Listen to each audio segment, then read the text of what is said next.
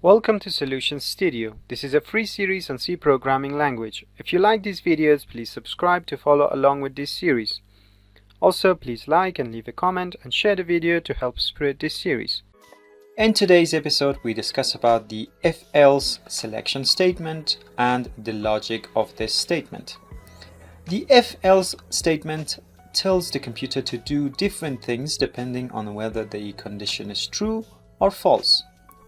This pseudocode is an example for that. If a student's grade is greater than or equal to 60, then print passed, else print failed. And as I explained before, the pseudocode statement prints passed if the student's grade is 60 or higher, otherwise it prints failed. In either case, after printing, the next pseudocode statement in the sequence executes. So it means that whatever there is going to be after the if and else statements, that is going to be executed in here. Also notice that the else's body is also indented. In here it's else is also indented. So if there are several levels of indentation in a program, each should be indented in the same amount of space consistently. And this is a very important point to note because it will improve readability of the program. And here you can see the equivalent C language code for this pseudocode that we discussed before. Take a good look at it and see how similar it is with the pseudocode. That's it for this episode. See you in the coming ones where we will be discussing if-else state selection statement in more details.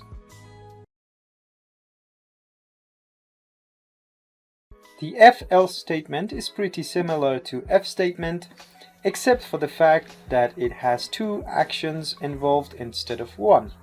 You can see in the flowchart that we start with the small circle, then the flow of the program goes to the condition in the diamond shape. From the diamond shape, we have two ways to go. To the right side, if the condition is true, and to the left side, if the condition is false. Either way, whether the condition was true or whether the condition was false and the action happened and executed, the if statement will finally come to an end and the program will continue with the rest of the code in sequence. That's it for the flowchart of if-else statement. Stay tuned as we go into more depth and detail for these selection statements.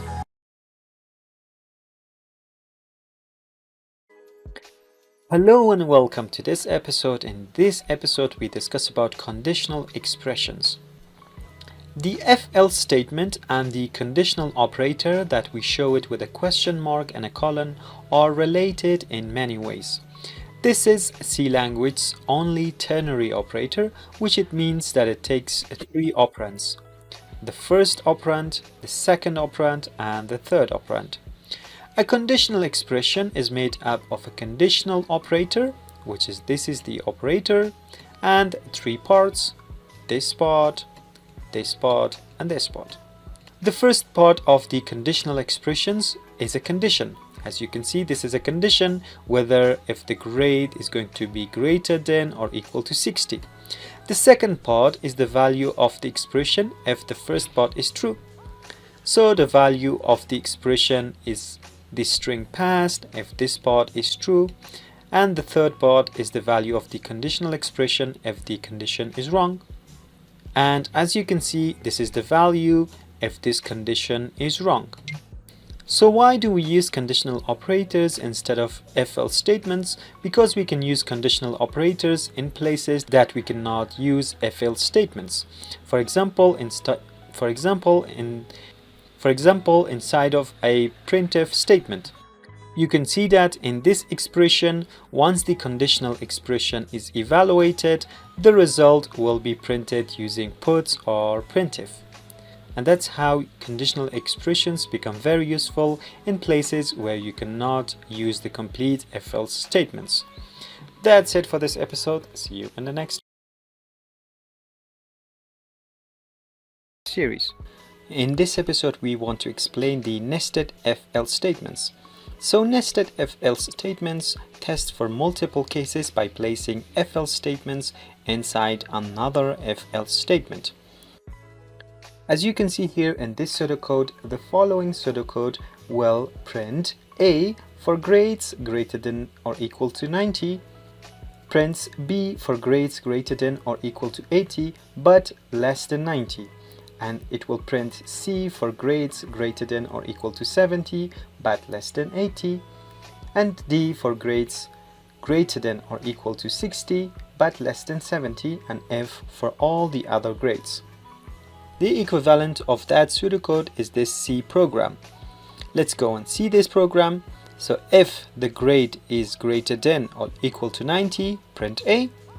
Otherwise, go and check if grade is greater than or equal to 80, then print B. If it's not equal to 80, then check again and go here and check if grade is greater than or equal to 70. If it is, then print C. If it's not, then go to here and check if the grade is greater than or equal to 60. If it is, print D, and if it's not, print F. And similar to that program, we have another program in here which exactly does the same thing but in a different way. Instead of the nested if-else, we have less nested if-else in here and more clarity and more readability with this program, even though they are both doing the same work. So if grade is greater than or equal to 90, print A. Else, if grade is greater than or equal to 80, print B, and so on. And basically this program will do the same thing as this program. And that's it for this episode. See you in the next episodes where we will go into more detail of if statements.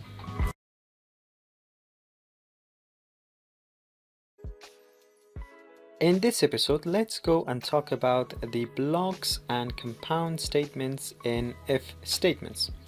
So to put more than one statement in the body of an if statement, you must wrap each statement in braces, left braces and right braces. As you can see here, we have a left brace and a right brace, and a left brace and a right brace. And a group of statements that are put between braces are called a block or a compound statement. Let's go and have a look at the block of the code inside this else statement. So in this else block, you can see that we have two statements. Failed, you must take this course again. But let's imagine that we don't have these braces. Now the program will print failed, you must take this course again if the grade is less than 60.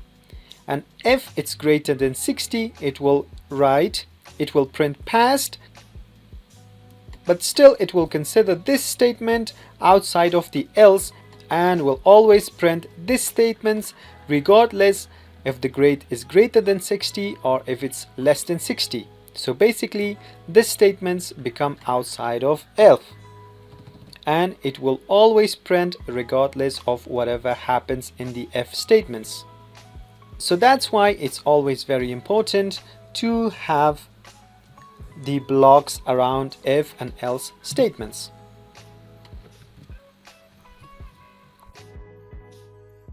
Now by adding blocks, we have both of these statements related to else.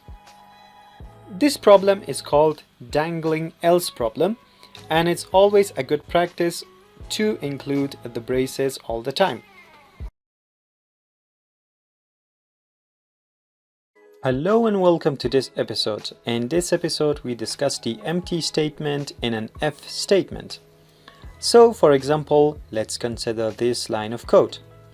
There is an if statement, and at the end of this statement we have a semicolon, which is a representation of empty statement. That means that this if statement will not do anything at all, and whatever statements that we put after this statement will not do anything. as the if statement is already terminated with this semicolon. So placing a semicolon after an if condition causes a logic error in single selection of statements, and it will be a syntax error in double selection and nested if-else statements. So basically, remember to always include the braces. As soon as you have your if statement, include the braces, the starting braces and the ending braces as soon as possible. And that's it for this episode. See you in the next one.